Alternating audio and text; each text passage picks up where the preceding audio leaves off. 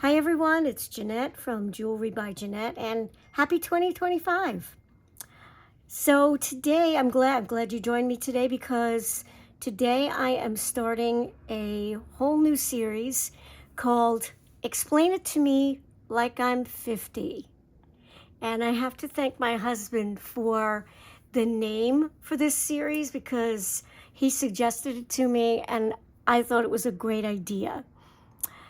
You know, when we reach a certain age, and I'm pretty far over that age at this point, but when we reach a certain age, we sometimes convince ourselves that we can't learn something new, and that is most definitely not true. It's all about having a positive state of mind. And I think it was Henry Ford who said, whether you think you can or you think you can't, you're right. And I think you can. In fact, I know you can. So I'm starting this series today with a project using some of the beads from the December bargain bead box, as I promised in my last video. So we're going to make a simple pair of earrings here, and I'm going to explain it to you like you're 50. And you don't have to be 50. You can be younger than 50, you can be older than 50. I'm going to make this really simple. That's what it's all about, simplicity. So I'm going to show you the tools that you'll need and the materials that you need as well. The tools you will need are pretty basic. So you'll need 2 pairs of pliers. I'm using bent chain nose and regular chain nose. You can use 2 pairs of chain nose. You could even use flat nose if you have those. But I like using a pair of bent chain nose because they help me get around things and get into areas that regular chain nose do not. You will also need a flush cutter or wire cutter. I like using a flush cutter because, as the name suggests, this side of the pliers gives you a nice, flush, smooth, flat cut when you trim it. And we will need round nose pliers as well. And I believe that's it for the tools. Now, for the materials that we will need, excuse me, we will need some beads, of course, right? So I'm using the chevron cut, I think they're called barrel beads. Let me take a look here. Yes, chevron oval barrel beads from the December Bead Box Bargains kit. And I'm using the faceted crystals. Let's see, the powder blue rondelles. And I'm using the Stardust Silver Spacers. And I'm probably going to use these as well. These are the 8mm C opal glass. And I'm using the Twisted Knot. I'm sorry, I'm really bad with names here. I want to get it right here. These are the,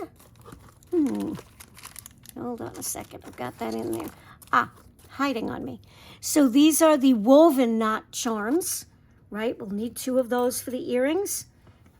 And I have my own jump rings here from my supplies, from my stash. I think these are about 5 or 6mm. It doesn't have to be exact. 2 earring hooks, whatever design you like. And 2 eye pins. I have 3 here because I often make mistakes, so I like to take out an extra or 2. And let me show you the difference. You'll also need 2 head pins. And let me show you the difference between head pins and eye pins. So an eye pin has a loop on one end and no loop on the other. You make that loop. These are used to connect elements and components. A head pin has either a ball end like this on one end or a flat end.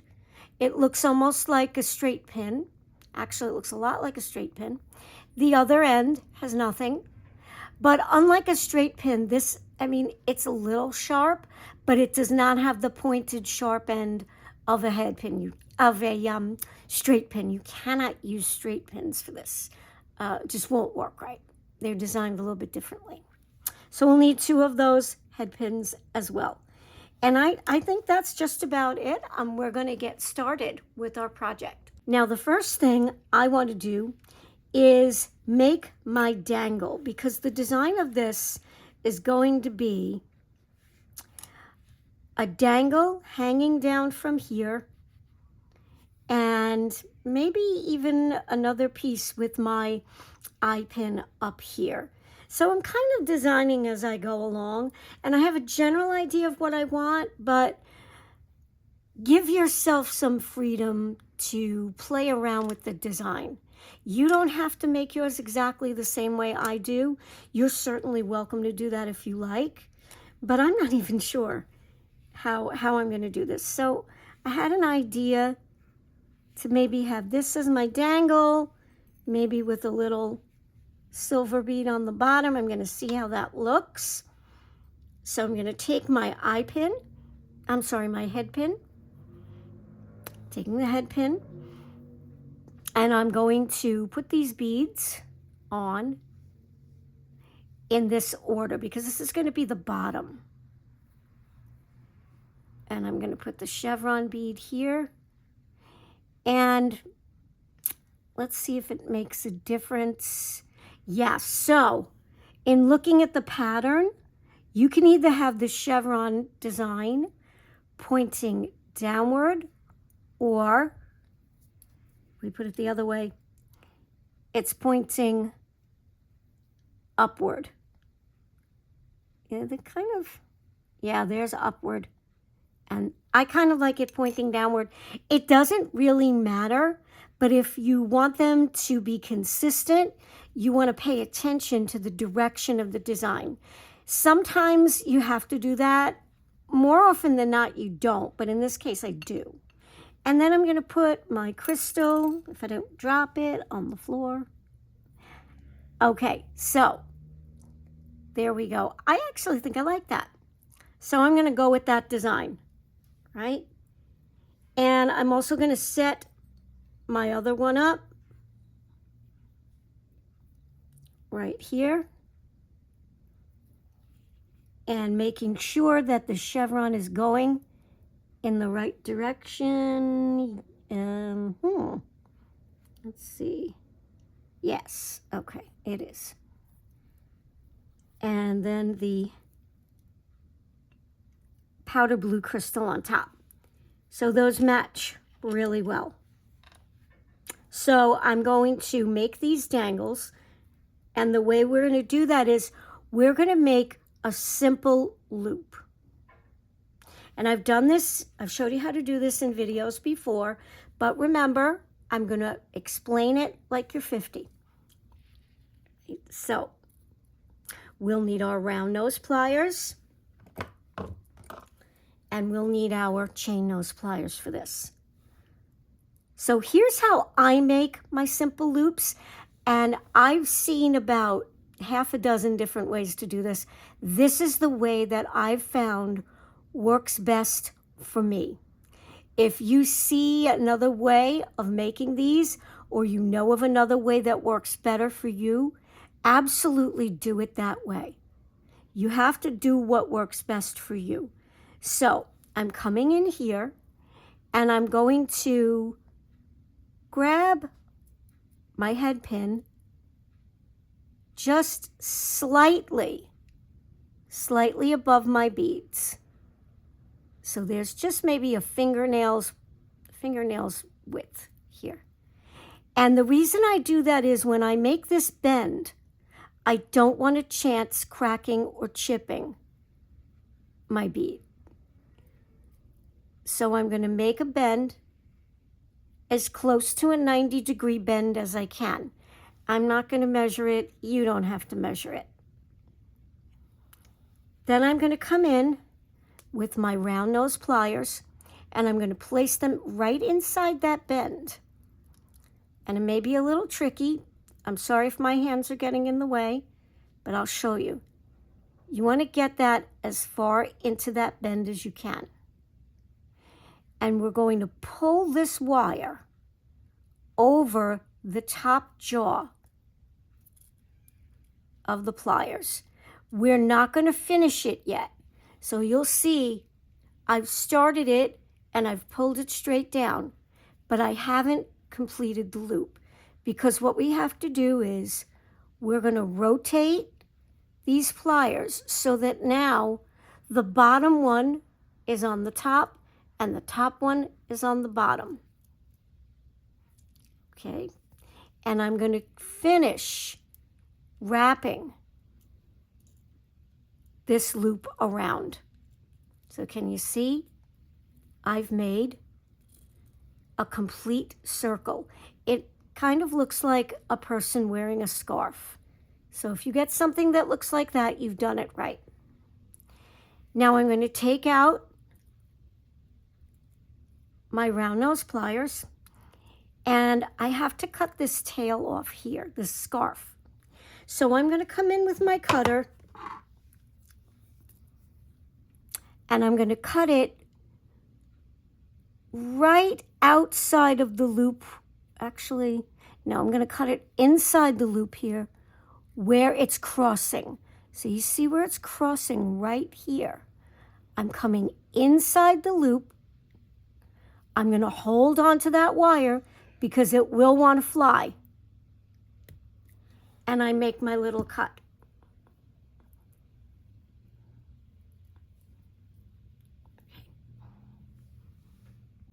And now we'll see that it looks pretty good. The loop is pretty good, but it's a little bit crooked. So now we just straighten it out a little. And I'm going to put my round nose pliers back inside this loop. And I'm going to pull it out a little bit. I'm going to straighten it a little bit. And don't be afraid to move that wire. It's perfectly fine. Move it the way you need it to go. I'm going to put it in here and pull it back just a little bit. There, I really like that. Now you don't want to play around with it too much, because if you keep turning it back and forth, it will get brittle and the metal, it will snap.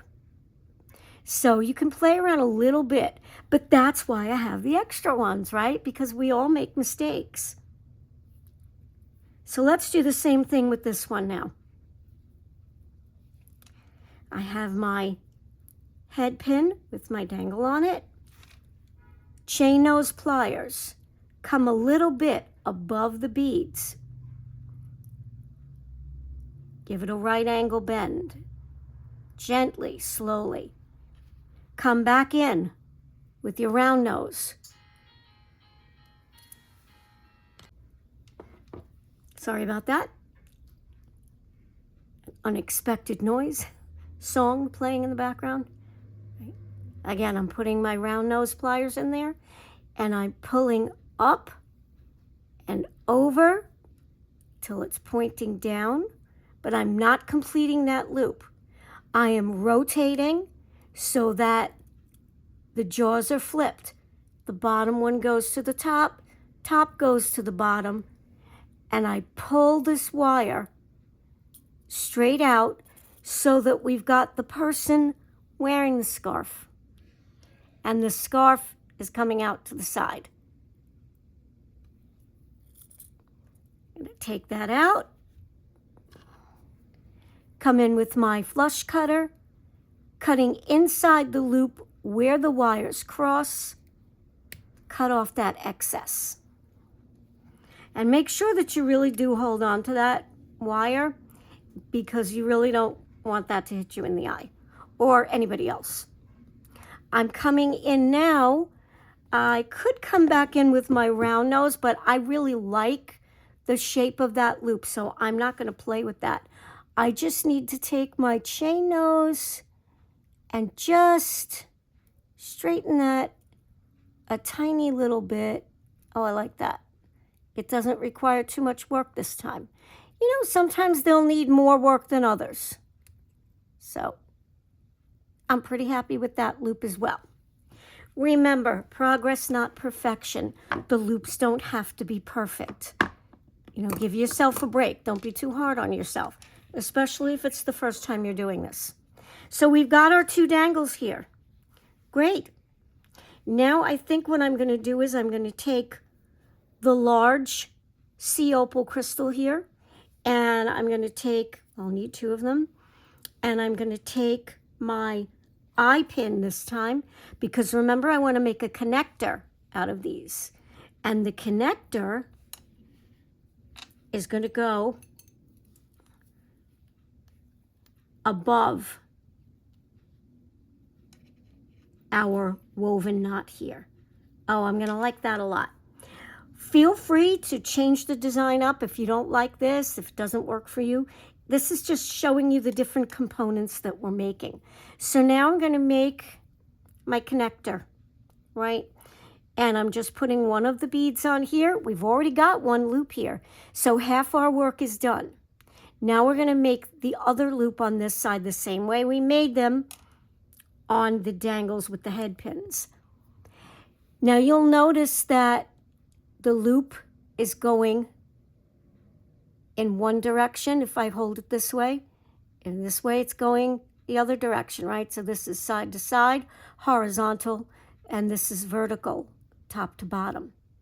For now, we don't really have to worry about which direction we make this loop, because I'm going to show you how to straighten it out anyway.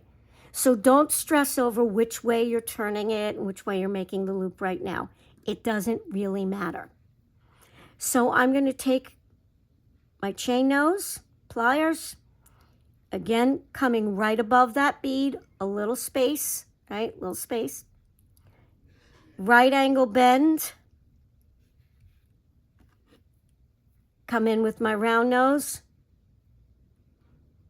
Now, something I didn't mention before, the closer you put your wire to the tip of the pliers, the smaller your loop will be. And reverse, the closer you put it to the inside of the pliers, the larger your loop will be. I like it on the fairly small side.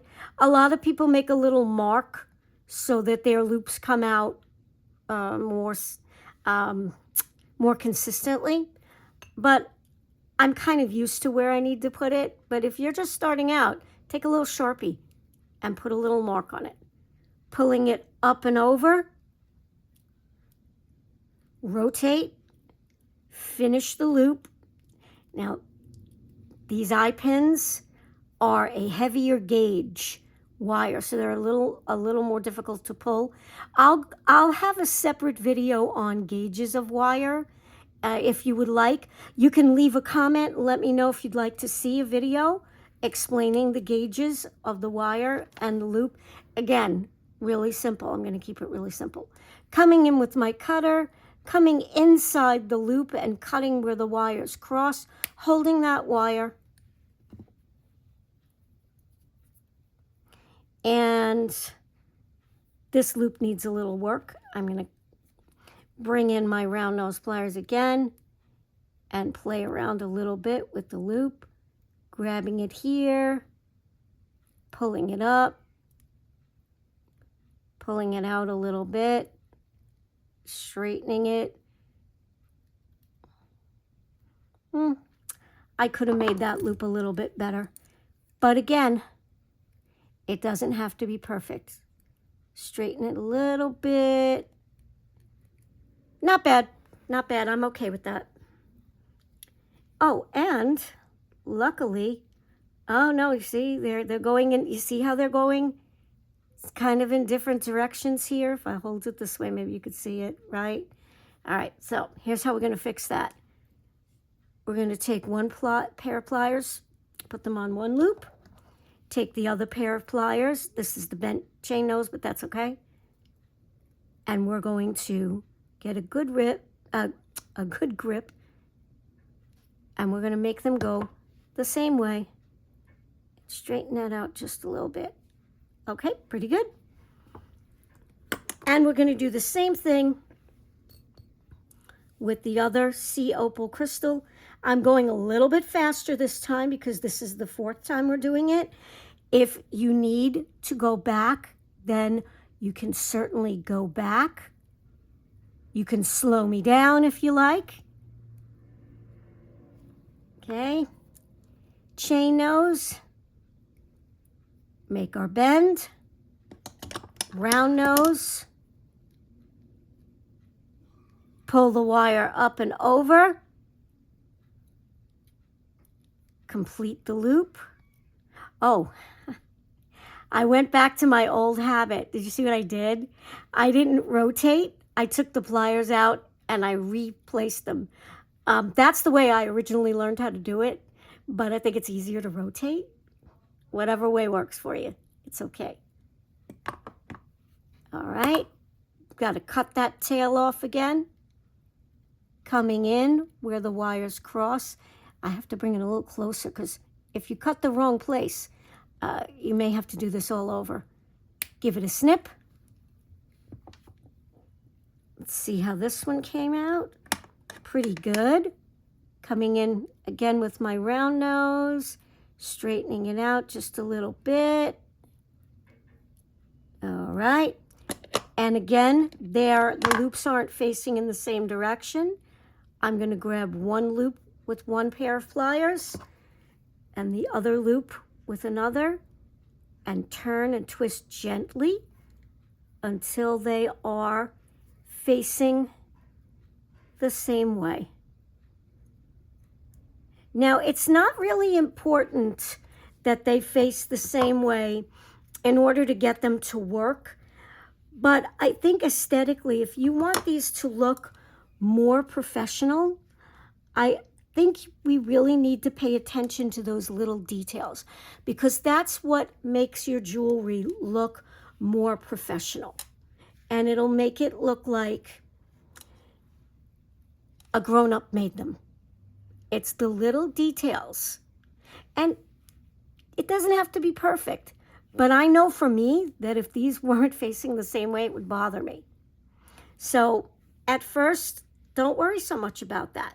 But as you progress, these are the little things that as you learn the basics and you're ready to step it up a little, you'll pay attention to these small details that make the difference. All right, I'm going to be back and we will put this all together. We are ready to put these together now. So I'm going to move this out of the way so that it's not distracting. I'm going to get my hooks ready. Get these little pieces of wire out of the way. And we are going to put these earrings together. Whether you want to work from the bottom up or the top down, it doesn't really matter. I like working from the from the bottom up. So I need to attach this part of the earring to the bottom of this component here. Now I could open up this loop and attach it directly. I could do that, but I'm seeing that this is a pretty thick piece of metal, and I would like this to have a lot of swaying action. So I'm choosing to use jump rings instead of connecting this loop directly. So by using the jump ring, I'm going to let it move a little bit more. And jump rings are used to connect components together. And they come in different sizes and different gauges. And again, I'll make a separate video explaining that in more detail. If you'd like, leave me a comment, let me know. By the way, if you like this video, please give it a like. And if you'd like to see more videos from me, you can subscribe. And I really appreciate all the support. It's been wonderful. Right, so here is how we're going to open this jump ring. I've seen people do this. I rarely use the term wrong way, but I'm going to use it this time because I've seen people open these the wrong way, and it's wrong because it will distort and maybe even break your jump ring. It will certainly weaken it, and that could cause your jewelry to fall apart. So I've seen people put the pliers in here and then spread the pliers open and pull that jump ring open. That's not the right way to open a jump ring. And I don't want to say I've had arguments with people in the past, but disagreements. A lot of comments I've seen include, what's the difference? Who cares? Why are you being so picky? There's a reason. Do you want your jewelry to fall apart and look distorted and twisted? I don't think so. So we're going to use one set of pliers on this side, and we'll take another pair on this side. I could hold it this way, actually. I could put them this way. It's fine. And we're going to twist. See, I can't do it. It's not gripping it right. I have to do it this way. Okay, one on one side, one on the other. And we're going to twist. You could twist away from you or towards you. It doesn't matter. One comes this way, one end comes in, and the other goes away from you. I'm going to attach the ring from this component. And while I have this open, I'm going to attach it to the bottom of the component here and connect these two. And we close this by twisting in the opposite direction. I like to go a little bit past the closure and then pull back a tiny bit. This way I know it's closed. Excuse me. All right, we're getting there, right? Okay. Now it's time to put the hook on. And let's see. I think I can do this without a jump ring. I'm going to see how it looks without a jump ring. But of course, if I want to, if I need to, I can substitute that jump ring for this ring or add it in there. Okay, so you see there's a ring on the bottom of the hook. And again, you can either twist it towards you or away from you. I'm going to twist it towards me gently. You don't want to twist it too far. I have snapped these in the past as well. Lots of mistakes, you know. Now, I don't think it really matters, the front and the back. I don't think there is a front or a back, so it doesn't really matter. But for other designs, you might need to check and make sure that when this earring is in the ear, it's the right way around. So while that's hooked on there, I'm going to come in and close this jump ring. And we want to make sure that that is secure. Twist it a little bit back and forth. You want to make sure it's secure because if it opens up, the whole earring could fall apart. You could lose it. And yay, look, we have our first one. Uh-oh, wait. Did you see that? I made a boo-boo. I made a boo-boo. I forgot this part right here. I actually like it this way. But you know what I'll do? I'll make the other one. I'll include this part so that you can decide which way you like it better.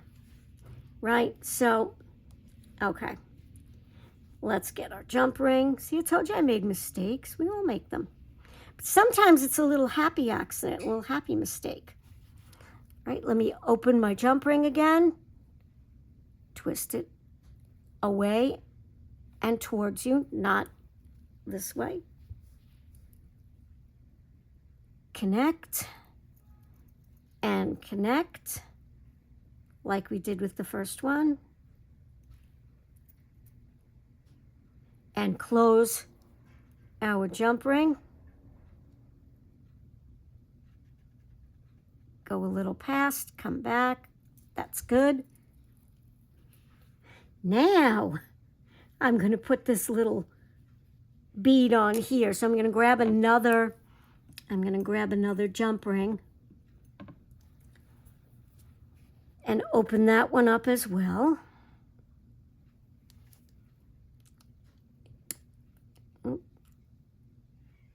There we are. Connect one end and then connect it to the knot before I close it. I might as well, oh no, I can't. I have to close it. Close that up. And now I can connect this whole piece to the earring hook. And let's see which one we like better. This one's much longer. So if you're into long earrings, this might be preferable for you. I'm kind of liking it without that crystal. You know what else you could do? Is attach this piece on the other side just with a head pin. We can hang components from here, but I'm thinking that I'm going to actually take this piece out and make two that look like this one. So tell me in the comments what you think. Which earring do you prefer? Which style? So I hope you enjoyed this video.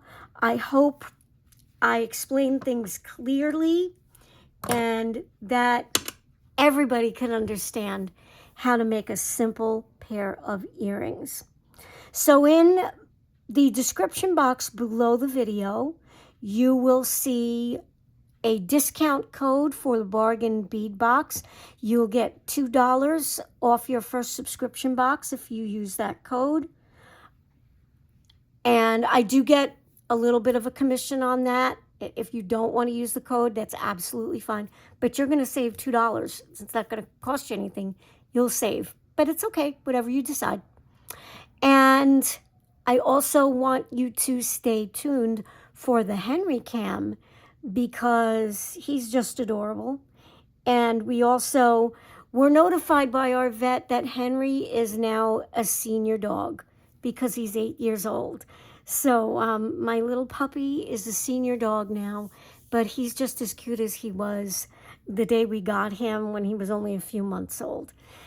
Thanks so much for joining me, everybody. I really appreciate the support and your viewership.